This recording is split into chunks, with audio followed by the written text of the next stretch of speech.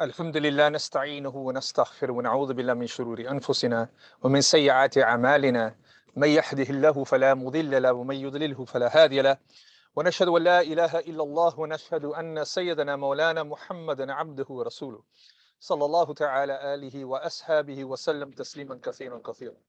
سبحانك لا علم لنا إلا ما علمتنا إنك أنت العليم الحكيم. رب اشرح لي صدري ويسر لي أمري واحلل عقدة من لساني يفقهوا قولي. Assalamu alaikum wa rahmatullahi wa barakatuh, and welcome to our webinar session, Balagh Academy, on cryptocurrency and whether it's halal or haram. Now, this is a very complex area. We can clearly understand the predicaments and the many different questions that are asked regarding this particular subject area on cryptocurrency. So cryptocurrency has been around for nearly over a decade now. And we can see many Muslims have been involved in purchasing, buying coins or crypto coins, tokens, and various other components to it. And we can already see that there is a serious amount of involvement from many different countries in terms of their take on the use of cryptocurrency, how it should be measured, and so forth. So inshallah, what we're going to do today is we're going to have an intense discussion with some of our panelists who are recognized ulama in this particular field, who have a clear background in terms of research. They have represented the discussions on cryptocurrency from an Islamic perspective for a number of boards.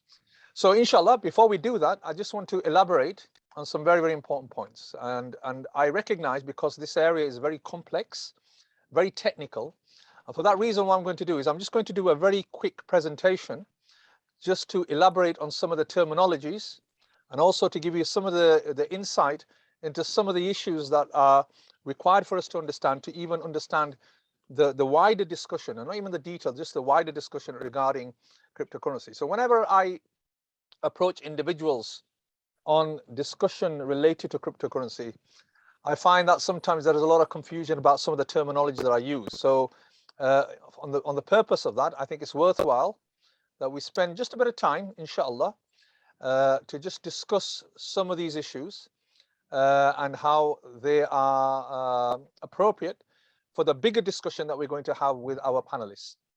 So first and foremost, let me begin by just talking about some very basic concepts here, which we need to understand even before we go into the discussion in terms of their permissibility or their prohibition. So just bear with me. I'll just try to get this a bit more focused. Just a second.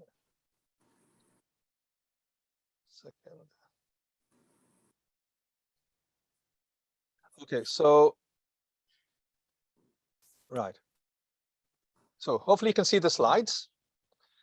Now, one of the important discussions for those of you who have even had the opportunity to even go into the discussions related to cryptocurrency and its use from the Islamic perspective is that you'll understand that people usually talk about cryptocurrency in terms of mal, okay, or like a commodity, or urud, like assets, and also in the terms of it actually being currency, like 𝐁𝐚, so the kind of normal currency that we use on a daily basis.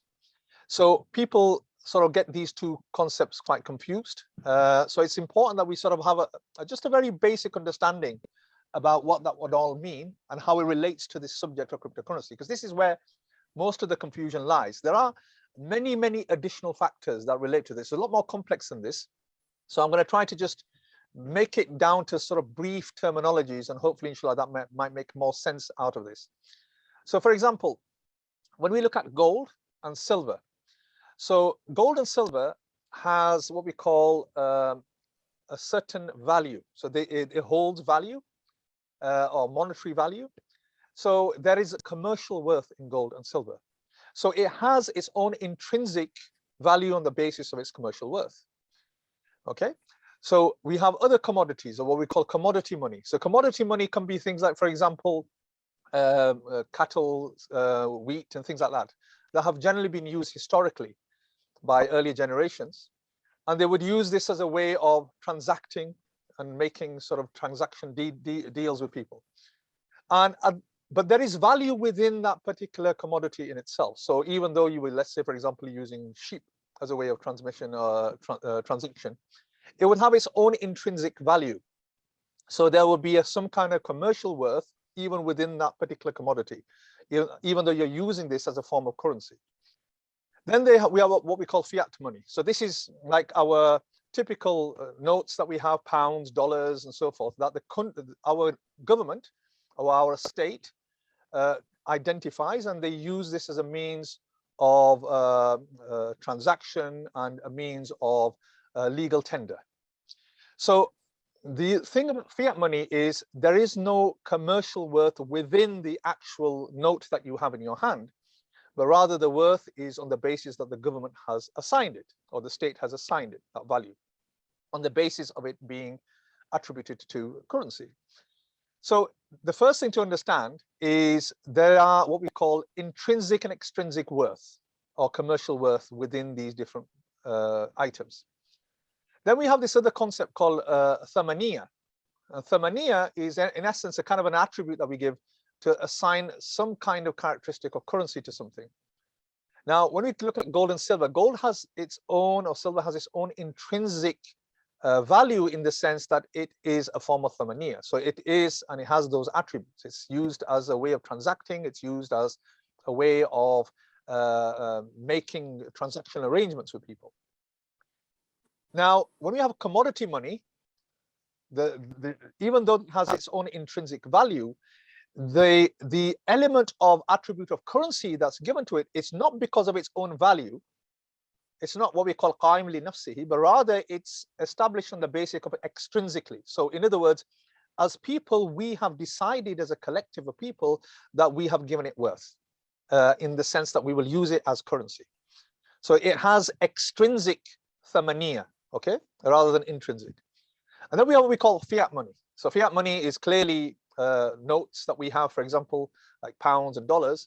So it doesn't have any extrinsic, intrinsic value. It has extrinsic value as a commercial worth, but it actually also has what we call thamaniya. It doesn't have thamaniya as an intrinsic thamaniya, but it has an extrinsic. It's what the government has assigned it to be used as currency.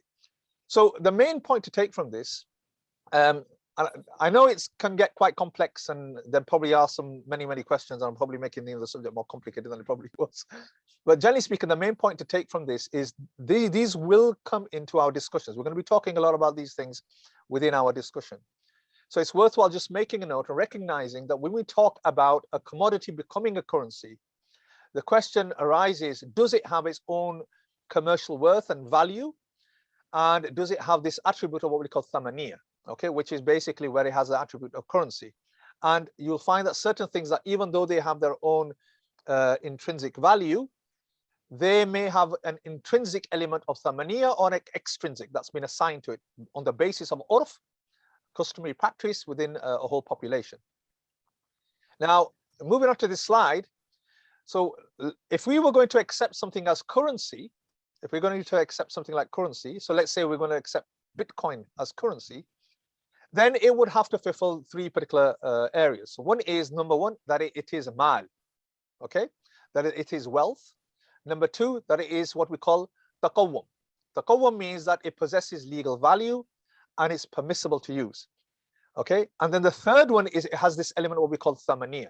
Now, I'm just going to very briefly outline this because we have scholars here who can explain this much better than I. But when we look at the concept of mal, so this is where the confusion lies, and I'm elaborating on this confusion so that people, when they're ringing in, or they're talking to us and asking these questions, they don't get confused with these two concepts, and we're going to have to keep re-explaining it back to you. So for that reason, please try to understand this. But there are certain attributes. The different madhahib have slightly different views on this, but generally speaking, they all sort of agree to some degree that mal has to have a sense of desirability. It's an item of desirability. Everybody desires it. There is what we call some element of miserliness in it, even to some degree. There are certain habits of desirability towards it. Okay, the second thing is it has to have a sense of storability. Okay, so something that can be used for future use, you can store it and use it for future use. So in essence, commodities would fall into mal. So this is wealth. Okay, and these are all zakatable to a certain degree. Okay, Then we have this issue of what we call it has to have taqawwum. Taqawwum means that it has to be permissible to use. You cannot have, in Islamic tradition, you cannot consider something as currency which is not what we call taqawwum. It's not permissible to even use. So khamar, alcohol, intoxicants like that would not be permissible to as a currency because they are clearly not permissible to use. So that's another attribute. And the third is the thamaniya. Thamaniya is a bit more complex. This is where some of the real differences arise amongst the fuqaha, the ulama, regarding accepting things like cryptocurrency. And that is on the basis of that they have independent standard of value. So when we talk about independent standard of value, what we're really talking about is this idea, what we call it's qa'iman li nafsihi. In other words, it's not valued against, okay, but rather it's used as a standard.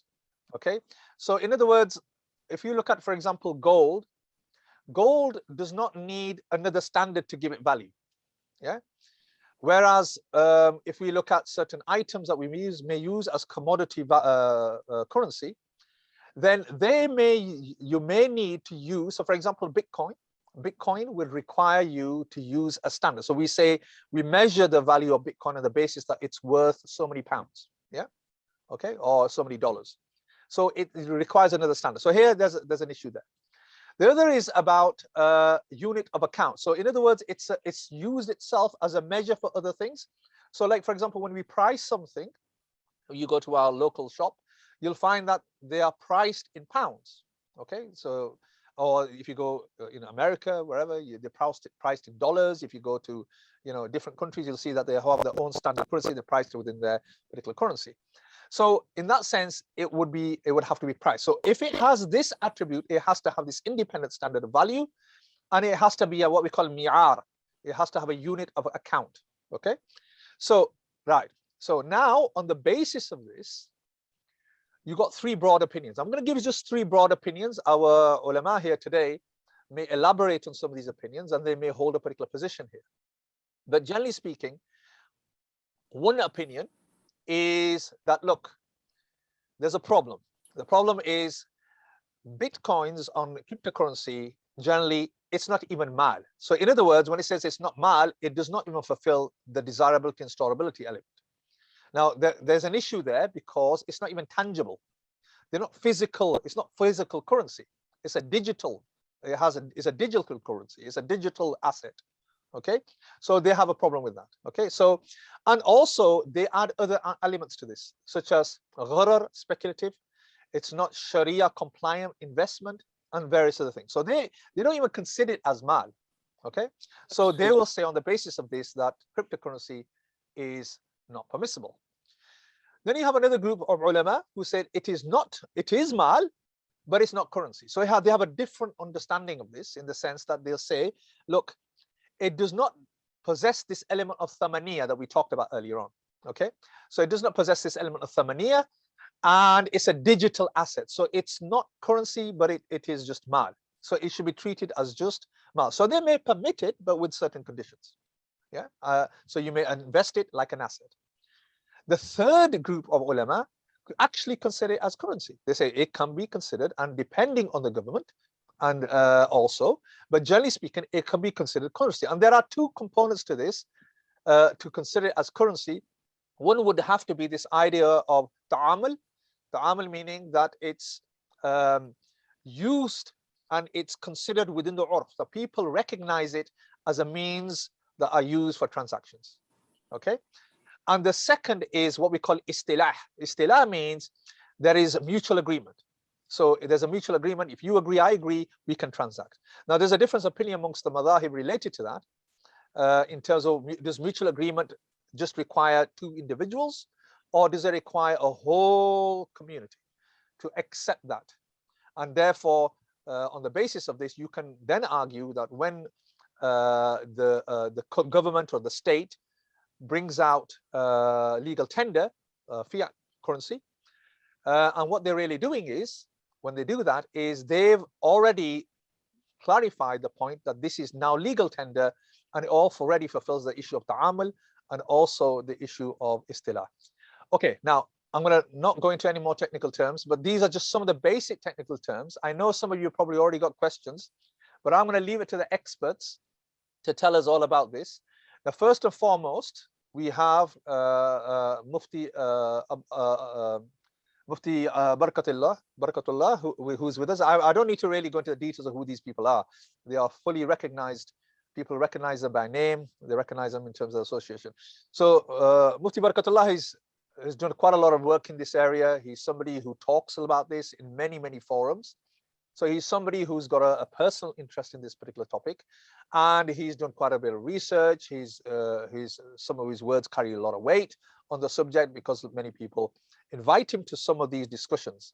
So we'll get some insight from Mufti Barakatullah in a second. And then we also have with us Mufti Abdullah Nana. So Mufti Abdullah Nana represents the Fiqh Association in America, and he also is somebody who's looked into this in quite a bit of depth. And a lot of people turn to him on the issues of this. And Mufti Abdullah Nana has a good insight into the many different topics related to cryptocurrency as well. Now, unfortunately, we don't have Mufti Faraz Adam with us today, somebody who's wrote quite extensively on this subject. And in fact, some of his works I've used here to present these slides. But inshallah, we will talk a bit more in terms of how Mufti Faraz Adam will play into this within the course that we have on Islamic finance, which I'll talk about later on, inshallah. Now, we have approximately, I'm just looking at the time, we have approximately about 40 minutes, or 30 to 40 minutes. So what I'm going to do in the first 30, 40 minutes, I'm going to present a couple of questions which I think are quite important to our panelists, inshallah. And then what I will do is I will open this up to the audience, and then I will allow you all to ask all the many, many different questions that you have, inshallah. So I will have the opportunity to do this in two ways. One is I will go through the list. Please use Q&A if you have any particular questions, and inshallah I will use Q&A, and I will filter the questions along certain themes and ask our panelists. Or what you can do is I will give you the opportunity to come online and you can ask your question directly. So first of all, let me just start off with Mufti Abdullah Nana. So I've explained some of the principles there, Mufti Sahib, regarding cryptocurrency, not necessarily cryptocurrency, but the confusion that lies. And I think one of the biggest confusion that lies around this is how we basically consider it according to this issue. Is it mal? Is it taqawwum? Is it thamaniya? And so forth. Just as your personal opinion, what is cryptocurrency to you, and why is this issue halal and haram determined when we talk of it in terms of it being an asset or a currency? Why is it important that we differentiate it and say that, look, it's a commodity, it's an asset, or we need to know whether it's a currency? Why is that important for us to then come to a conclusion that this is halal or haram? I know it's a very broad question, and I'm sure you can go on for quite a while, but it'd be interesting just to get your initial view. Bismillahirrahmanirrahim. So first of all, I think one of the key issues, as Dr. Rafaqat has pointed out, is understanding exactly what is cryptocurrency. This term is very confusing, and putting it in layman's terms or putting it in just simple terms which the average person can understand. So a simple explanation would be as follows. As Dr. Saab also explained, there's fiat currency and there's tangible currency. So one is a dollar bill, which I have in front of me, which represents a physical currency, or which represents a tangible currency. I can use it, I can touch it, right? I can take it to the store, and I can give it to someone else. In simple terms, a cryptocurrency is a type of digital currency. Right? So as we know, we have we might have a coupon, which is a physical coupon, which you can print out on a piece of paper. You have a digital coupon. As we know, you have many other. You might have a physical bank account, or you have a physical savings in form of cash, or you might have a digital bank account, and so on. So this would be the basic way of understanding things. Likewise, the crypto part comes from the technology through which it is secured. So the digital currency, which is encrypted or secured through crypto technology, is called cryptocurrency. So this is just a definition, a basic definition to help us understand things. As Dr. Rafaqat pointed out, one of the key issues here is whether or not cryptocurrency and the different forms of cryptocurrency are considered to be an asset or to be considered to be a form of wealth in Islamic law. Right? So this is one of the key issues here. To understand whether or not in Islamic law a cryptocurrency is considered a form of wealth or a legitimate form of wealth or a legitimate form of mal or something which has value. And one of the main challenges we have in understanding it is the fact that it's not tangible. Right? Because tangible things, if I have a piece of gold, or if I have a piece of silver, or if I have some jewelry, these are all tangible things. It's much easier for us to relate to them and to understand that they have value and they have intrinsic value. The challenge is that with cryptocurrencies, you cannot see, feel, or touch your cryptocurrency. Right? It's not a tangible asset. It's a digital asset, and this is one of the aspects which throws a lot of people off. So what I venture to say is, let us look at some other examples and let us look at some other parables. In the field of fiqh, we refer to this as a maqis alay, a legal precedent, or a analogy. Right? So to understand cryptocurrency, let's look at a few another analogies which are out there that we can relate to. And there are many examples. Hopefully, inshallah, one of these examples would work or would make sense to us. But nowadays, we've seen it's not only cryptocurrency, there are also many intellectual rights or property rights or intellectual property rights. This includes patents, it includes licenses, it includes trademarks, it includes web domains, it includes web storage, website hosting, etc. This parallel is there that nowadays there are many items or many things that we take for granted which do not have a physical existence. As human beings and as Muslims, we buy and sell and we interact and have transactions with many aspects or many entities which do not have a physical existence. For example, many of us might have a website, right? And to purchase that website, we have to go and buy a web domain. For example, www.bitcoin.com. So that domain, does it have a physical existence? Is it tangible? Is it something that I can see? Is it something I can touch? We know that web domain has value. www.bitcoin.com. We know that web domain has value. It doesn't have a physical existence, but it does, in terms of intellectual property, it does have a value. It is valuable. It does have existence. So these are some of the legal parallels and analogies for us to look at. And as a whole, I have not seen many fatwas against intellectual property, patents, property rights, trademarks, copyrights, etc. Right? Generally, as human beings, we accept, and as most muftis and scholars, we accept that these things have value. We sometimes buy and sell them, and there aren't many fatwas stating that these things are haram.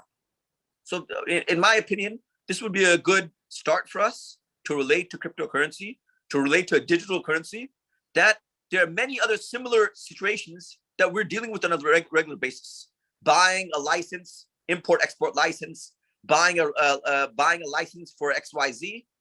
There are many aspects that we are transacting in and buying and selling without any issues. So this is just an initial analysis of Bitcoin in terms of Bitcoin being a legitimate form of wealth in Islamic law. Okay, so Jazakallah khair for that. I'm just going to go to Mufti Barakatullah.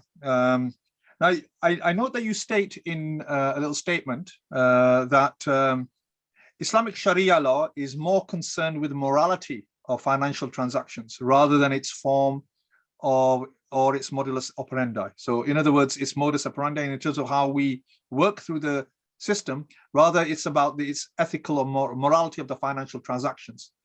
So any money or currency is neither halal, permissible, nor haram. Guidance is about its value, which it represents. So That's quite a broad statement. Could you explain that to us, probably, for the benefit of our viewers? Yes, Assalamu alaikum wa rahmatullahi wa barakatuh. It is really humbling that so many people are interested in this topic. And it is a like elephant in the room, which we cannot deny. Although some people, some scholars and some others are still skeptic about the elephant in the room.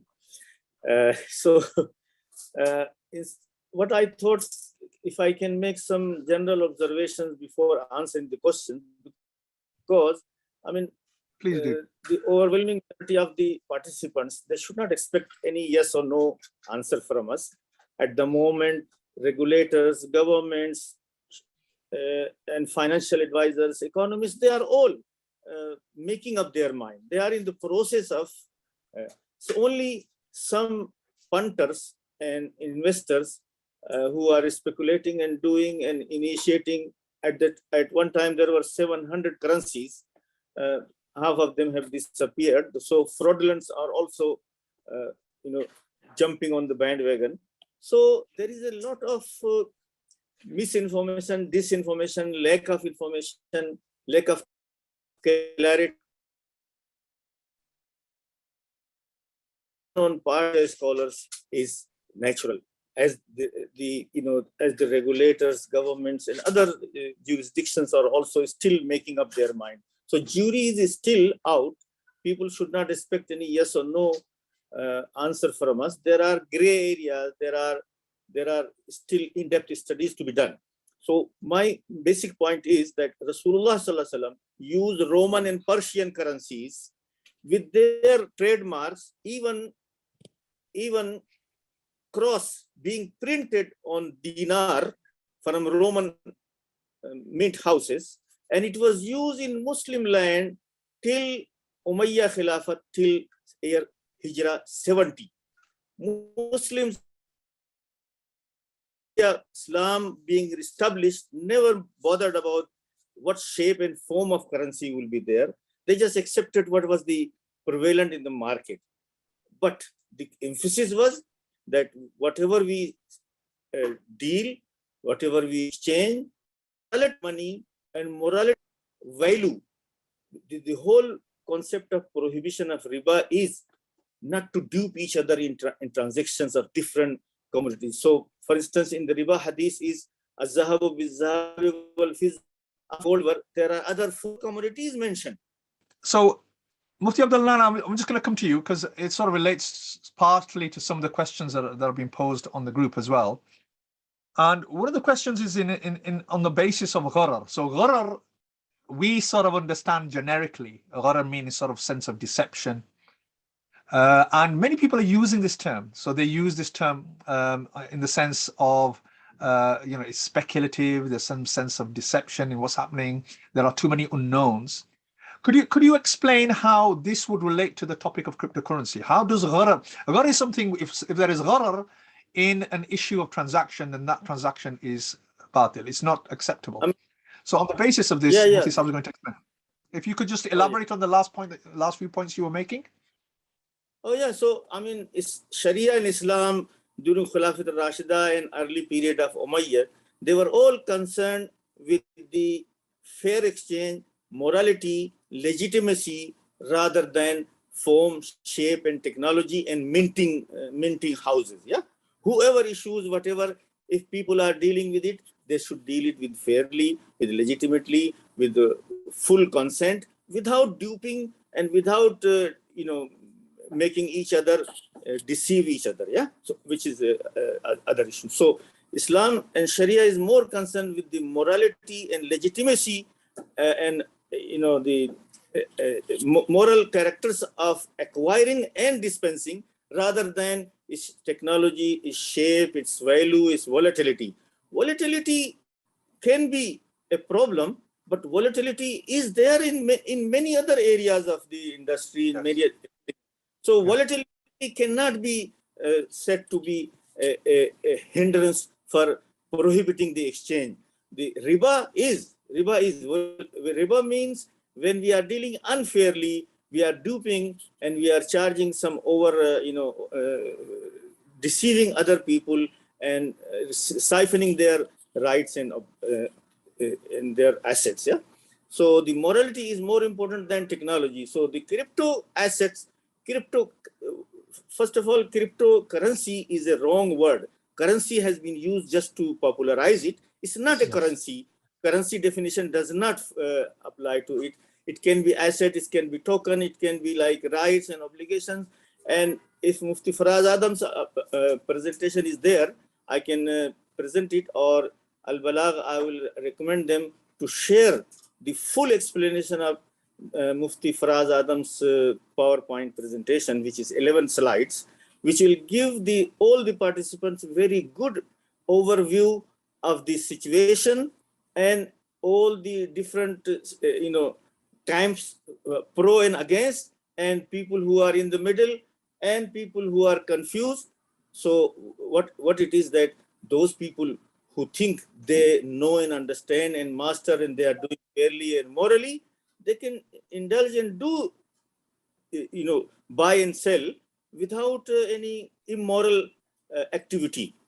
As long as they are doing it knowingly, transparently, fairly, and exchanging it, whether you sell one thing for 1,000 or 2,000 or 5,000, the volatility in the art industry, a small piece of pottery has a value of £1, sometimes has 10, 100,000. It doesn't make the trading in other thing haram because of the different and volatility of value or differences or unpredictability of the value. So what currency is in essence, just to sort of sum up, what we are really looking for, because we can see that the idea of commodity, the understanding of what is currency, these are not sarih, they're not clear in the Quran and Sunnah. So these are basically down to ijtihad. Okay, so clearly, so when something is down to ijtihad, what we use as a terminology in Islam is, it's not qat'i, it's dhanni.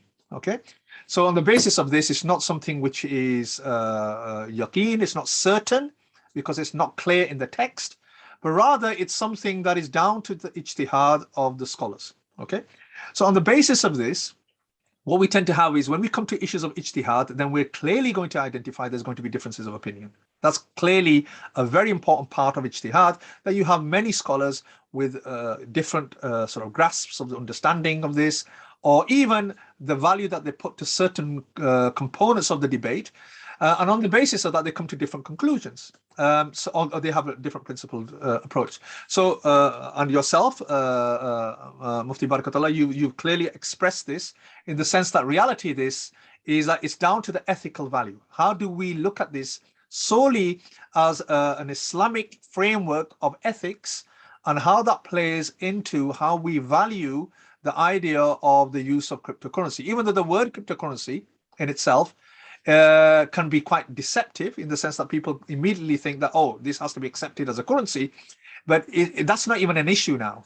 The issue is that even if we accept it as a commodity, or whichever way we want to take this, does it fall within this ethical framework, and does it accept that? So now I want to go back to this point of ethical framework, because we recognize one particular point, and I mentioned it earlier on, about the ethics of transaction, or even keeping commodity and sort of dealing in commodities, is the issue of what we call a gharar. And gharar, in essence, refers to a sense of deception in your dealings, or basically going into the depths of the unknown. So in other words, let me give an example of gharar. So if I say to you, I will transact with you the number of birds that are in the sky. Okay, so what you can see in the birds, that can't be possessed. You can't possess the number of birds in the sky. It's not within your possession. It's something just out there, or the number of fish in the sea, or the number of fish in this pond. Okay, it's an unknown. So on the basis of gharar, this is how it's explained in the fiqh books. How do we relate this, Mufti Abdullah Nana? How do we relate this to the idea of cryptocurrency? I know there are scholars who say that is an element or component of gharar. What did they mean by that? How is there gharar in this whole, where's the unknown element in this? Yes. So, Dr. Rafaqat, I think the first step would be properly defining what is gharar in Islamic law, and also giving a proper translation in English. right? So I think first coming to an example and a definition of gharar that we can relate to, and an example that we can also understand, and then taking it and seeing if it fits with cryptocurrency or not, right? So a good example you give, you see these books behind me. I can't see these books. You guys can see them. So let's say Dr. Fakat and I have an agreement. I will pay $10, close my eyes, and whichever book I see behind me, that's the book I'm going to purchase, right? Now, I don't see the book's name. It could be any book. I just opened up this book. You saw this book. So at the time when I was purchasing this, yes, we agreed it was going to be one book. Which book it was going to be, there's an unknown factor, right? There's a level of deception. I wasn't sure which book I was going to buy, and it was based on a game of chance, or it was based on an event of chance, me reaching back and selecting a book, right? And there are many other similar examples. Typically, the scholars say gharar is found in insurance, right? Because insurance, you're putting in a certain amount of money. You might be getting money back. You might not be getting it back. There's that unknown element, and gharar also indicates towards deception, because because of the unknown factor, the person is deceived. What exactly are they buying? What exactly are they getting? So the best way I would explain it is gharar is inherent to the transaction itself. It is not external. It is internal, right? So it has to do with the essence of the transaction. Within the transaction itself, there is some unknown element. There is some level of deception within the buying and selling transaction. And so once we define gharar properly, then we can analyze whether or not it's found in cryptocurrency or not. So this term speculative, or speculation, or speculative, or volatility. Mufti Barakatul also made reference to this. The English translation of gharar is not speculative, nor is it volatility. So speculation or volatility are external factors. They go outside of the transaction. They are not internal to the transaction itself, right? So, for example, the price of this book in the market is today was $10, tomorrow is $10,000, and it's going up and down. The value of this book is going up and down every day. This external factor will not make buying and selling this book haram. Just because the price of it goes up and down like a wave, and one day it's going up, one day it's going down. One day people buy 10,000 copies, the next day people sell 10,000 copies. That is an external element. So many people don't understand this in the stock market and also in financial transactions. Something being speculative or something being volatile is an external factor. It has to do with the investors. It doesn't have to do with the transaction itself. It doesn't have to do with the internal transaction of buying and selling. And likewise, volatility simply means something going up and down like a wave, right? Something is volatile. The price is changing all the time. So we see this factor is found with cryptocurrency. As a joke, if you guys don't mind me sharing, as one mufti put it, yes, the name is very apt, Bitcoin. Anyone who invested in Bitcoin right now is being bit. They're being bit right now because the price has gone down significantly in the last month or so. They're being bit. So this volatility aspect, keep in mind, this is an external aspect of looking at Bitcoin. It is not internal. It has to do with outside factors. It does not have to do with the essence of Bitcoin itself. And when we analyze whether or not something is halal or haram, we're looking at internal factors. We're looking at the essence of the transaction itself, what is being bought and what is being sold, right? There's a book on one side, there's money on the other side, whatever it is. We're looking at the essence of the item being discussed and buy and sold and bought. We're not looking at these outside factors. So in my opinion, the argument of gharar is not applicable to Bitcoin and is not applicable to most cryptocurrencies. Okay, so that's a very very well thought through explanation. And the point to take from this is that even when we look at what we call the mustalahat, the kind of terminologies and terms that we are using, like gharar and so forth, and I'll mention another one which is commonly used, but I'll put that to Mufti Barakatullah in a second.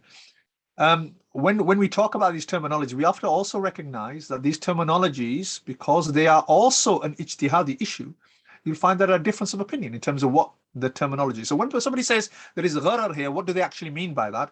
That needs to be clarified, and Mufti Abdullah Nana did a very good job of that already. So inshallah. Now, Mufti Barakatullah, there is another point that people do raise, and let's not push it to one side. We're looking at the ethical framework that we're working from, to consider something like cryptocurrency or digital currency to be an acceptable form of currency.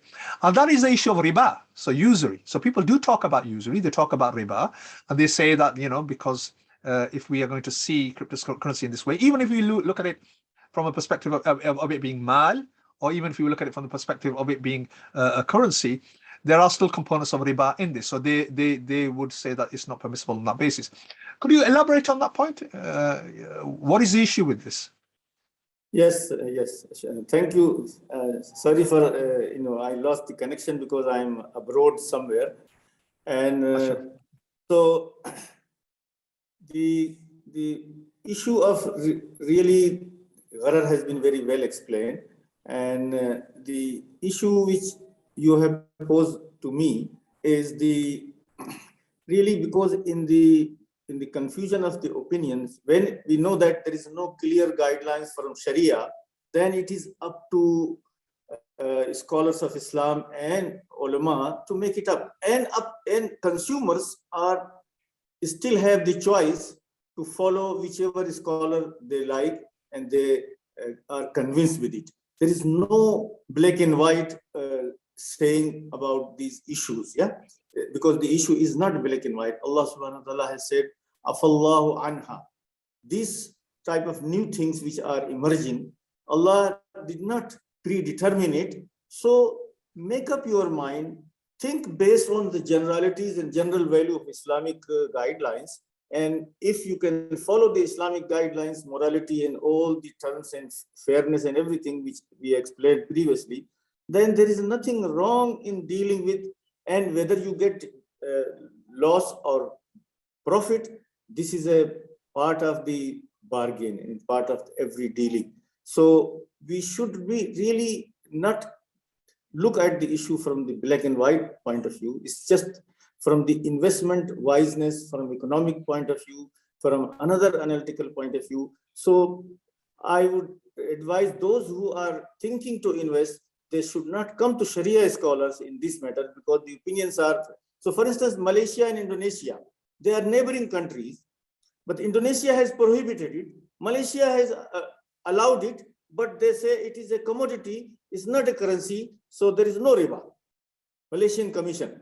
So Mufti Faraz Adam's presentation, if it is shared with the participants, or my 1 hour lecture on this issue, which I delivered to some other classes, if this can be made a public, then it will give us really good background on the issues and the divisions between Far East, Middle East, and other places. And people are free to make up their mind and not bogged down with Sharia issues, but it is a simple common sense and investment issue rather than any Islamic issue. Okay, so so let's just go. Before we continue, I think that there needs to be a bit of a disclaimer here, and I'll explain what the disclaimer is. Now, when we look at the cryptocurrency, we're talking about a whole broad sort of platform. So it's important that we talk about cryptocurrency. We're not referring to every type of cryptocurrency. Okay, so there are some which are clearly haram. Okay, and there are others which are doubtful, and there are others which a lot of scholars would consider as permissible. Now, on the basis of this, it's very important that as we move away from this webinar is not a fatwa. Okay, it's a discussion. So it's important that you, like Mufti Barakatullah said, you need to go to your own trustworthy scholars that you rely upon, who who have a good understanding of this subject. And that's very, very important. They've done the tahqiq, they've done quite an immense amount of work in this area. And also they are, reputable. They have a good outstanding record. So go to those scholars and ask them directly about particular components of cryptocurrency. Now we're going to talk a bit about, there's been a lot of messages that have been sent regarding, number one, Mufti Faraz Adam's presentation, and also discussions about this in more detail. Now, because this is a webinar, we're not going to be able to cover all that. We've only got a limited time. But I'm going to make reference to a course that we have at the end of this particular webinar. So I will let you know. So I'm just trying to narrow down the number of messages we're getting at the moment on Q&A and chat related to some of these resources. Hopefully, inshallah, that will be available to you for those people who joined the course. Now, let me just continue further on. So we've addressed the issue. These are always the three issues. The one issue that's always addressed is gharar. Then there's the issue of riba. Now, the third issue that always tends to come around is the issue of maisir. So in other words, is this gambling or is it qimar? You know, is there an element of qimar here, a sense of gambling in this sense? Mufti Abdullah Nana, could you elaborate on, again, recognizing that these terminologies are, you know, can be expanded upon further, and different people have different understandings of this. How would we relate to the issue of gambling? Because people do sometimes make reference to this. You know, isn't this not gambling? Are you not, you know, playing? It's like playing with an asset or a currency. And how would you relate to that? Yes. So I think it's also important that we share a good starting point as well. And mashallah, Dr. Barkatullah has mentioned it. You have mentioned it. Mufti Faraz bin Adam's research, I really think, is groundbreaking.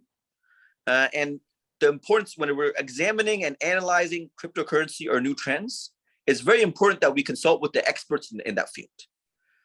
Mufti Faraz bin Adam wrote his research paper as a dissertation, as a master's degree for his master's thesis.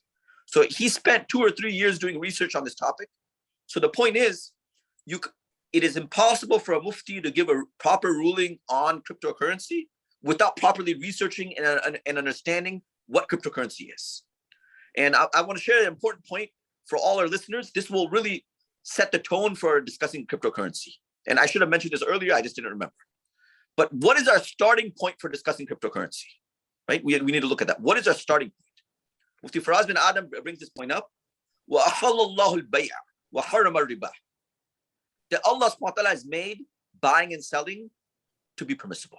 He has made it lawful for individuals to buy and sell.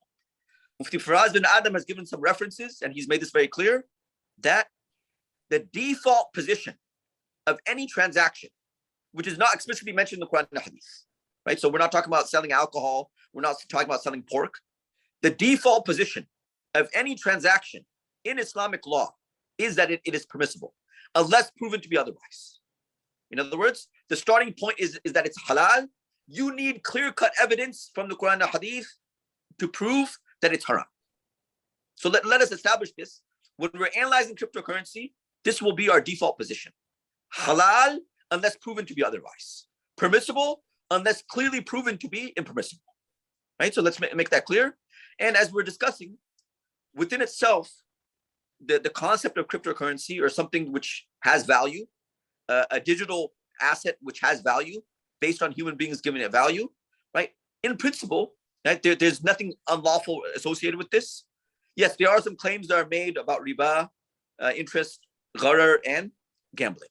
So let me briefly discuss this aspect of gambling.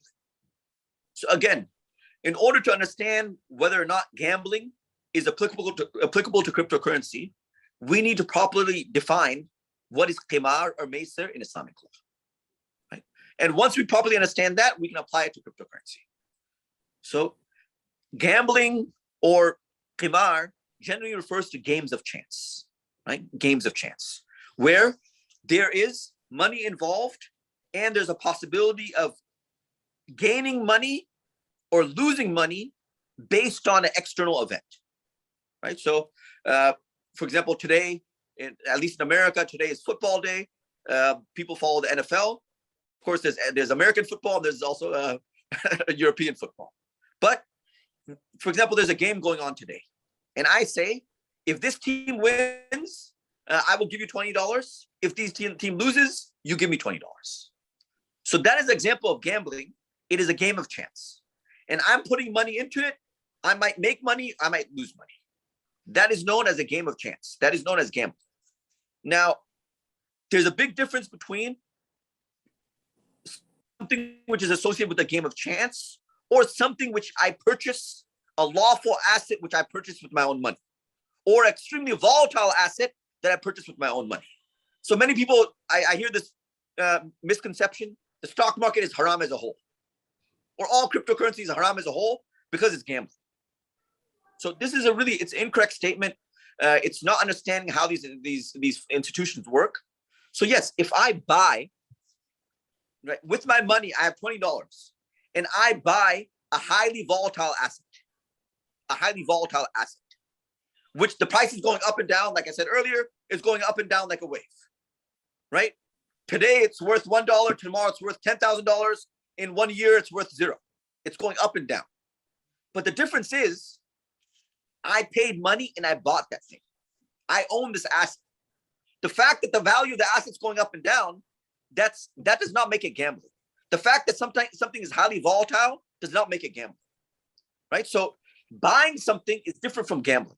Once you buy a right of a share, once you buy a cryptocurrency, you own that in the blockchain, you have your soft wallet, and you own that cryptocurrency, you now own something. So to categorize this as gambling and to say it's haram on the basis of gambling is a very problematic statement. So in my opinion, the claim or allegation that cryptocurrency or all cryptocurrency is haram based on it being gambling is incorrect. That claim is incorrect, and it's being applied incorrectly. Right? So okay, there was Jazakallah Musab. There is one or two. What I'm trying to do at the moment is, and it may not seem like that, but I'm actually looking through your Q&A and I'm sort of putting them into themes. I can't answer all your questions. So what I'm trying to do is put them into certain themes and then pocket them in a certain way and I'm presenting it to our speakers. But I'm going to give an opportunity in about the next 10 minutes, 5-10 minutes, for you to come online and you can ask your specific questions. So at the moment I'm asking generic questions, and hopefully inshallah then we can ask specific questions, because there's questions around mining and the farming and all these sort of terms are being used. So we'll talk a bit about that in a short while. Now, I have two quite important questions that I really want to ask, and this isn't mainly in relation to the idea of cryptocurrency just as it is today, but in terms of the bigger picture around it. Now, before I get to those questions, I want to address one particular point that's been raised by one of the members of the audience, and that is, why do we have a biased audience, biased panelists that all support cryptocurrency? Now, the response to that is that I would like to think that both our panelists are being objective when they are stating what they are saying, and they're giving their viewpoint. Okay, so you will find that there are, and I've deliberately made an effort of this, of actually asking them specific questions that are the main arguments on the contrary side, on the opponent side. Okay, so that was about gharar, that was about riba, and so I made a very specific point of doing that. So the strong points that I put forward, that are the opposing views, have been encompassed within those terminologies. So how they speak of that, they speak in their own language, but in essence, that's what they're referring to. So people talk about speculation, they talk about, there being riba, but they're talking about the symptoms of riba rather than the riba itself. So I've used them as terminologies and I've presented to our panelists. So please, if you read about the subject, you'll understand that we're trying to be as neutral as we can in the sense of how we speak of it. But now I'm going to go forward with this, with a different kind of question. I'm going to put this to Mufti Abdul Qadir Barakatullah in particular. Now, and this is an important thing, because I think cryptocurrency is here to stay. It's not going to go away. Yeah, it's not going to go overnight, at least even for the next sort of decade or so. We're going to have to be realistic. Whether you consider it a haram or halal, this is a point of our nature in terms of what we're going to have to be dealing with. Now, I've got a real interest in one point that Mufti Barakatullah has put forward. And you said that cryptocurrency may constitute an effective instrument for the further development of Islamic finance. Now, that's an interesting point. Could we potentially use this platform, because we're in a global system which is heavily involved in riba? The whole system is fundamentally based around riba. Is cryptocurrency a possible avenue for us to start building on our own system amongst Muslim countries around Islamic finance, which is ethically viable from an Islamic traditional standard? Mufti Barakatullah, do you want to comment on that? Yeah, yes. Thank you very much. I mean, let us be realistic that we are scholars, we are not financiers, we are not regulators, and we are just speaking from the Sharia point of view. And the start of currency was not under the government control for 70 Hijra year in Islam. And only in 6th and 7th century, the metal coins started to come. Yeah. And that started the control of the currency and value through governments. And that has been perfected in 18th and 19th and 20th century. So at the moment, everything is so tightly controlled that there is a hegemonistic view, is one of the medium of control and riba, which is imposed to us from the non-Muslim culture and non-Muslim regulators. So my point was that once we take the currency back to the out of the government control to the general public, then there are no regulatory central banks and other markets influences to force us to deal in riba. So if the Muslims have their own currency, it will be riba free, it will be other control free, and they will have the freedom of exchange and everything beyond the coercive regulatory regime, which at the moment most of the Islamic finance is suffering, and all the rukhsa and all the things are being given to the Muslims through this regulatory constraint. So regulatory constraint will go away and we will be free to make our own exchange and everything as we like. So potentially, we could use this platform to our favor as Muslims who want to look at it from an ethically financial perspective. Having recognized that there are certain principles that are, when enacted, they sort of cause or transactions to be void, etc. But taking that into consideration, if we look at it from a very solely Islamic perspective, we can decide, we can frame our rules. We can make up our rules which are in line with our Islamic Sharia, and we can form a system potentially that could go along that particular route. Now, it's an important point because I think one or two individuals have mentioned this, and Mufti Barakat has quite nicely sort of indicated this already, and that is the issue of, is there a need for governmental approval? And that's something that people do ask. So, for example, certain countries have made it prohibited, made it illegal or not allowed for cryptocurrency as a form of, I'm not going to say currency, but as a form of transaction or whatever you want to. So, on the basis of this, there's two questions I'm going to ask Mufti Abdul Nana. One is in terms of, do we need governmental approval? Okay, that's the first question, and hopefully you're going to give us a quick answer to that. And the second one is related to, and I think this is really, really important. And just because something is halal does not suggest that it's tayyib. Okay, it doesn't mean that it's good for you. It could mean that it could be spiritually harmful for you. Okay, now I'm going to elaborate on that point as you talk. So I'm going to sort of engage with you in the second point. But first of all, if you can answer the first question related to how government sort of plays an important role in legitimizing cryptocurrency. Yes. So respected Mufti Barakat also covered this as well. So keep in mind that the rule for cryptocurrency impacting a person will also be based on the country they live in. There are some countries right now where cryptocurrency is illegal, right? Yeah, I believe India, I believe Pakistan. There's some countries right now where you are not allowed to buy and sell cryptocurrency at all. So obviously that's going to impact the ruling, because we as Muslims, we need to follow the law of the land. And yes, there are other countries where cryptocurrency is recognized even as a currency. El Salvador, right? Perhaps we need to all move to El Salvador, right?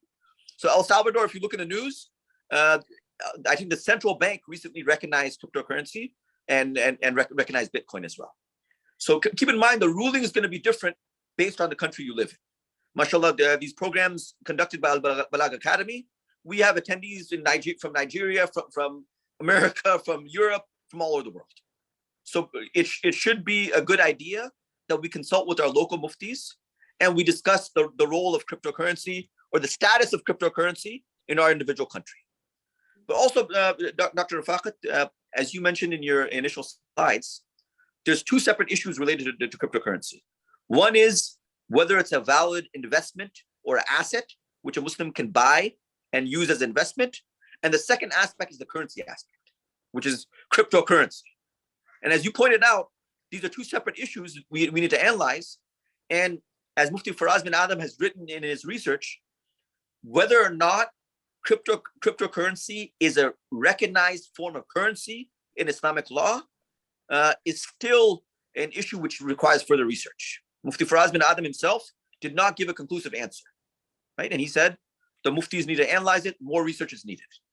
So that's going to be based on the central bank, right? So let me repeat that again. The fact that cryptocurrency is recognized as a valid form or medium of exchange or currency in Islamic law will be strongly impacted by the government that we live in. And whether or not the central bank recognizes Bitcoin and cryptocurrency, or does it only recognize dollars? So depending on the country you live in, this will impact whether or not cryptocurrency is recognized in Islamic law as a valid form of currency. And as I said, more research. If I can just move on, because we're running out of time. So this thing about spiritual sort of components to the idea of cryptocurrency. So let me give you an example. So I know certain individuals who have, I mean, there's quite a bit of research coming out, and they even talk about having what we call a gambling gene. So in other words, certain people have certain serious tendencies to gambling. So I'm not talking about gambling as a concept, but just generally the fact that that behavior of gambling is more prominent in certain individuals, and they link it to a genetical predisposition. Now, how Islam would look at that is a separate question. But do you find, and I find that certain individuals I know of who have those kind of tendencies, they are infatuated with this idea of cryptocurrency. They are, they're heavily involved. It's taken over their life. They're losing large amounts. They're gaining large amounts. And people sort of outwardly would think, is this not gambling?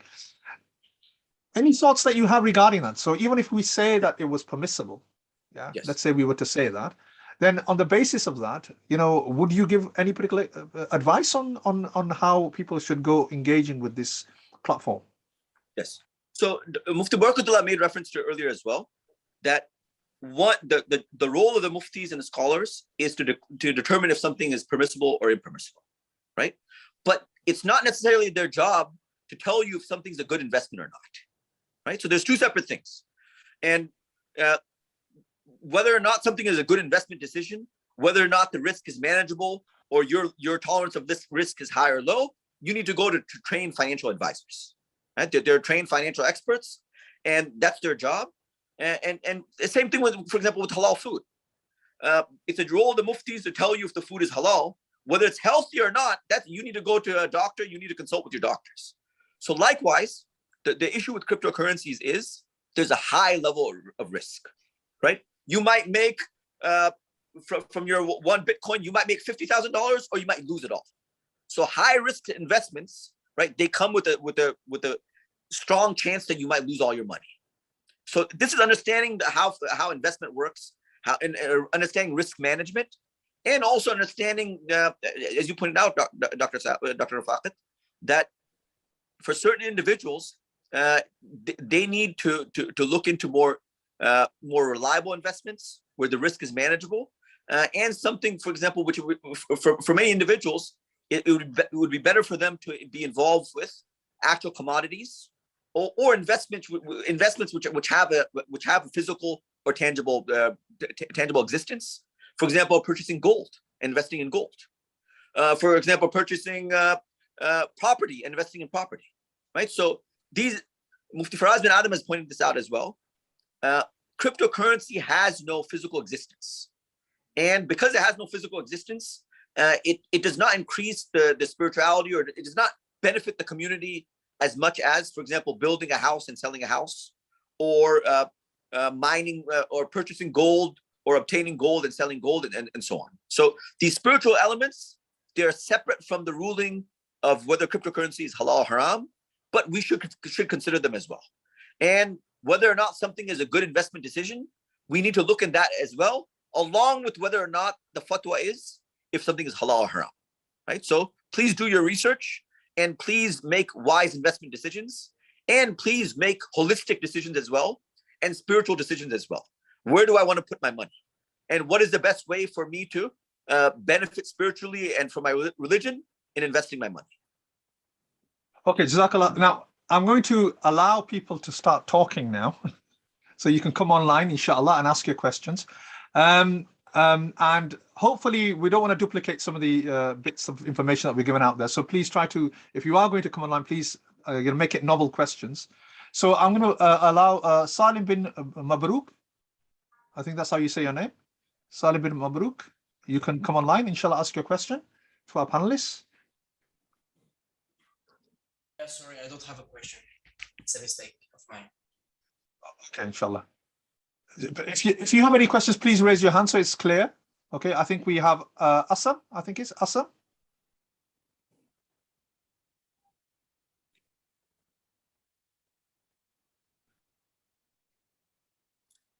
Okay. I think these are people who've had their hands up for a while, so I'm not sure whether they're still there. Okay, no problem. We got Abdul Rauf.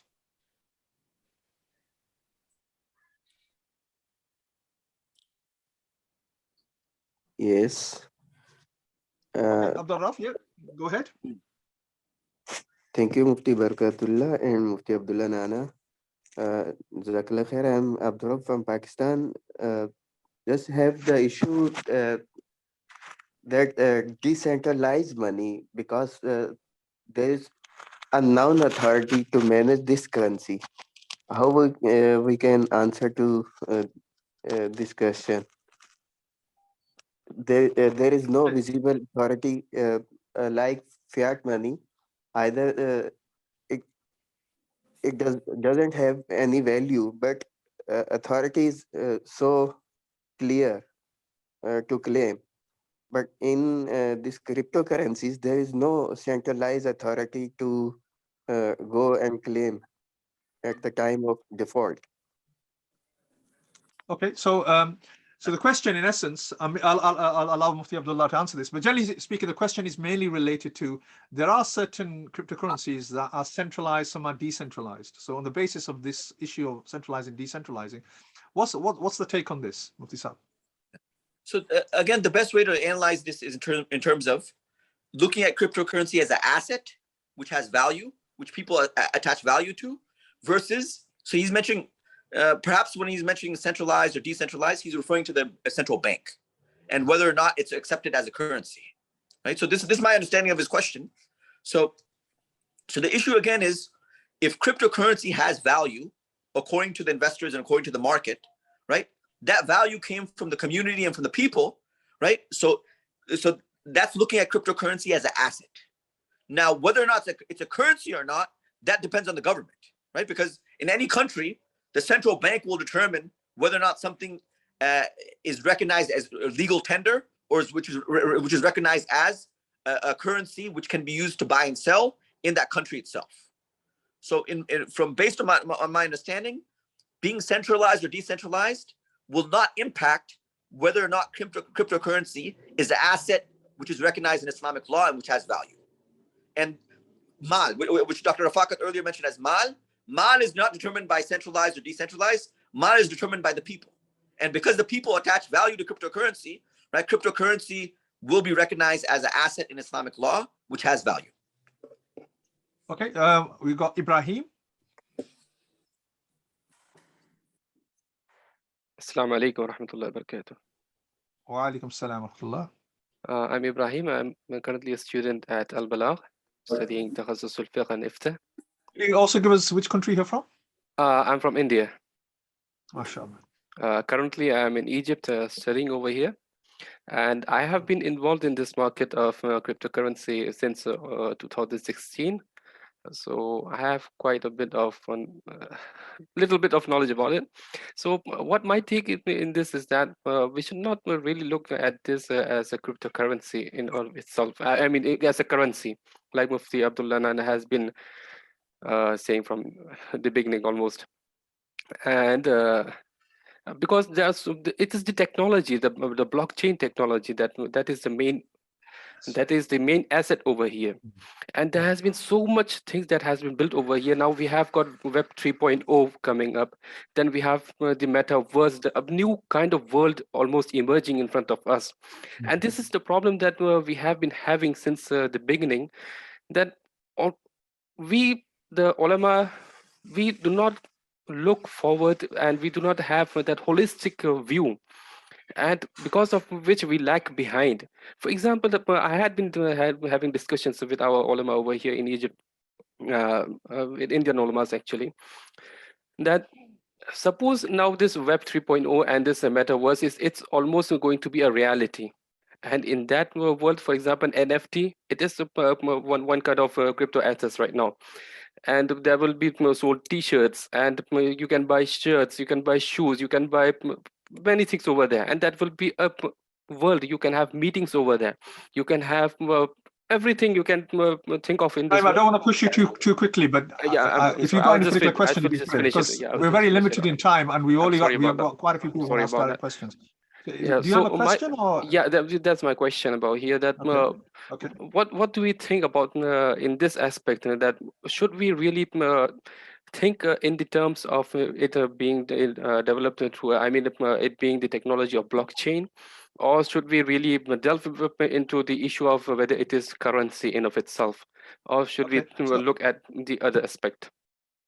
Now, we've not said very much about blockchains, and I don't think, as far as I understand, I don't think ulama have a problem with blockchain. I think the issue lies in terms of cryptocurrency. So this is a platform that's being used for all these different forms of transactions and use of assets. And I think that was the issue that we wanted to discuss today, hence the title cryptocurrency rather than blockchain.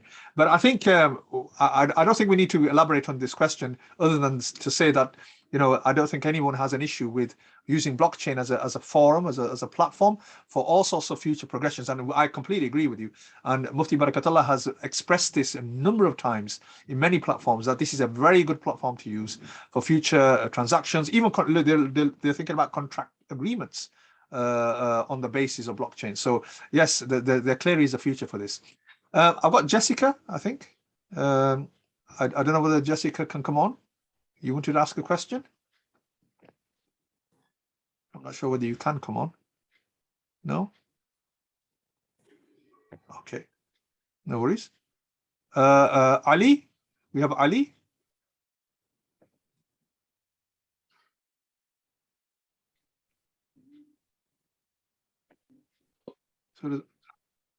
Okay, no? Okay, Zahid Safras, sorry? Zahid Safras? Yeah. Can you hear us?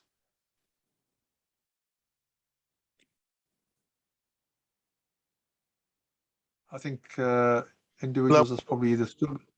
Wa alaikum salam. So, okay, wa alaikum salam. Okay, I want to ask the Muftis a question. In my experience of seeing, you know, family members and others involved in Bitcoin, I find that they've earned a lot of money over the years, and as a result, they've distanced themselves from the deen. You know, they've earned millions, but where they were previously praying and doing kind of good deeds, they've turned away and went into sinning. You know, with our hikmah, with what, you know, your general observation, when you do something which you feel is halal and there's barakat behind it, you know, just with that kind of hikmah, what would one say? You know, does this give an indication that most likely, you know, these people are involved in something that's not bringing them benefit? What's your comments, Mufti Saab? Answer. Yeah, okay, Mufti Saab, if you just quickly answer that. I know you've already said quite a bit about this already. So brother, I'm speaking right now from 10 miles from Silicon Valley, from Apple, from Google, mashallah, from these tech companies. And mashallah, there's many Muslims working there as well. They've also made millions. So keep in mind, brother, these are external factors, right? If someone makes money from anything, right, mashallah, wealth is something that brings a lot of tests. And if someone makes money from anything, the challenge is going to be holding on to your religion after becoming wealthy and after becoming rich. Now, that will not impact that will not affect the actual ruling of whether or not Bitcoin is halal or haram, or whether or not Apple is halal or haram, or whether or not any company or business is halal or haram. That's an external factor. Yes, we would hope that Muslims that invest in anything, they do so with the proper ethical code, and they do so with the intention of using that money for halal avenues and using that money to practice deen and to become good Muslims. Right? So that would be the goal. But that's an external factor that will not impact the ruling of Bitcoin itself or cryptocurrency itself. Now, we've got a couple of questions about different types of currencies and cryptocurrencies.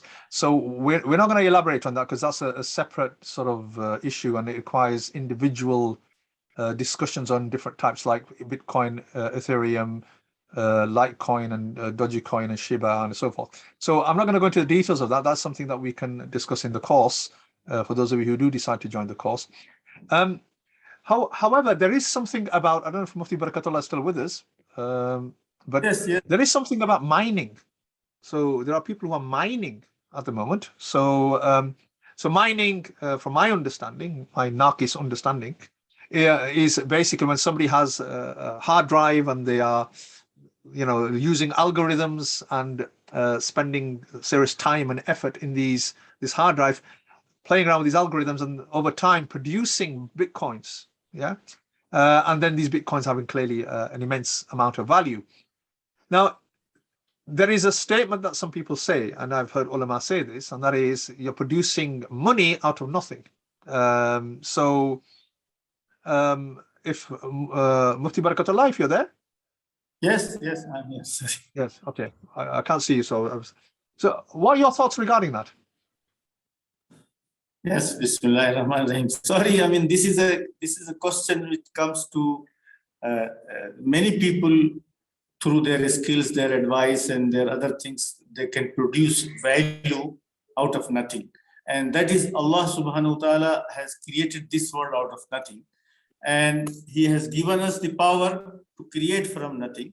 And even the gold and silver themselves were mined physically and taken out from the earth and ground and mining. So physical mining, when it is allowed for physical goods and tangible goods and services, so the logical mining for logical or intangible goods and services or tokens should be same, really. There is no difference there. Okay. Now, I'm going to just ask another question related to some of the questions here. Like I said, some are very specific to, like, for example, Ethereum. So, we've got all these different types of currency, cryptocurrencies, and, there is a bit of confusion in terms of which one's halal, which is haram. Mufti Abdul Lanak, do you have some kind of advice that you can maybe advise our audience in terms of how they should go about this? Because you may not going to get a fatwa on every single one of them. So, what approach could they use? Yeah. So number one is more research is needed. There are a few thousand cryptocurrencies. Yes. So of course we're going to need to research each one individually, as you've been pointing out. Yes. At the same time, the most famous cryptocurrency is Bitcoin, and most of the fatwas and research that has been conducted is on Bitcoin specifically, and Mufti Faraz bin Adam's research paper is on Bitcoin. So the summary is, at least Bitcoin, we can, according to Mufti Faraz bin Adam's research and my research, Bitcoin is a valid form of investment in Islamic law. Whether it's a currency or not, that's a separate matter. I personally have invested money in Bitcoin as well, just to make that very clear. I'm personally involved in Bitcoin. Likewise, in terms of the cryptocurrency, there's also a second one known as Ethereum. I've also seen an online fatwa, a well-written research paper on Ethereum as well, which would indicate that Ethereum is also a valid form of investment. Also keep in mind, I want all our listeners and viewers to understand this. There's a big difference between investing in Bitcoin and the altcoins, right? So keep in mind, the altcoins, there's a lot more risk involved. In fact, many of them are Ponzi schemes, and many of them don't exist. So Bitcoin is much more reliable. It's a gold standard. Altcoins, there's a lot more problems and issues with as a whole with altcoins, and many of them don't even exist, or many of them are Ponzi schemes. So be extra cautious when it comes to altcoins. As the industry experts will tell you, be extra cautious when it comes to altcoins. And there's far more risk involved in altcoins. But in terms of research, Bitcoin is the main cryptocurrency. When you say cryptocurrency, generally you understand it to be Bitcoin. And most of the research and fatwas that have been written are specifically on Bitcoin. Now, okay. Now, alhamdulillah, hopefully we've answered some of the most important questions. Recognizing there are many more questions that you have, and I have approximately 81 questions here that I have not even addressed yet. But generally speaking, this just goes to show the importance of this topic in terms of just this topic of cryptocurrency. Now, recognizing that, first of all, I'd like to open my arms and thank our panelists, Mufti Barakatullah and also Mufti Abdullah, for their time, for their precious time. These are two very important individuals who play a very, very important role in advising others regarding the Islamic sort of stance on some of these cryptocurrencies. Now, on the basis of that, so we really appreciate their time. They're also very valuable people on Al-Balagh Academy. They are our regular instructors on our courses, especially our Islamic finance course. So first and foremost, I want to thank you both. May Allah give you, immense jaza in dunya and akhirah, inshallah, for all your efforts and bring about many, many fruits from your work. And inshallah, allow us the great fortune to be able to learn from your knowledge, inshallah, and Allah put barakah in that immensely. Now, I'm just going to finish on one or two things. And the first thing I want to talk about is our course, which is Islamic, related to Islamic finance. And before I do that, I'm just going to share the screen for the course so that you can see it. So Islamic Banking and Finance, this course, in essence, talks about a number of different things. Now, within this course, we have 3 sessions just solely focusing on cryptocurrency.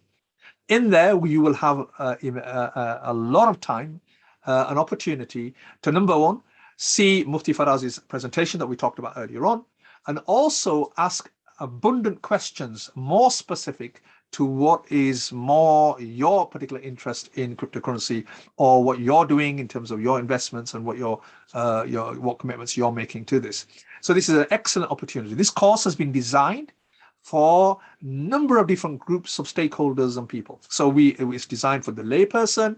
It's designed for people who have an interest in Islamic finance, just generally, for ulama, for those who are non-ulama, but they have an interest in banking and finance and various other things around there.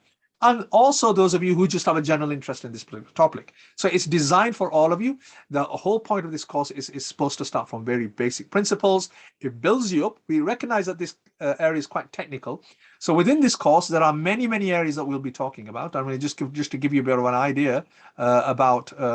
So we don't just have Muslim scholars on the course. We also have experts, subject experts who deal with this on a regular day-to-day basis. Who will also talk about many, many different sort of topic areas in there. So in there, you can see that we'll be talking about principles from an economical level, right down to the current systems that we have, such as capitalism, socialism, communism, the key principles of prohibition.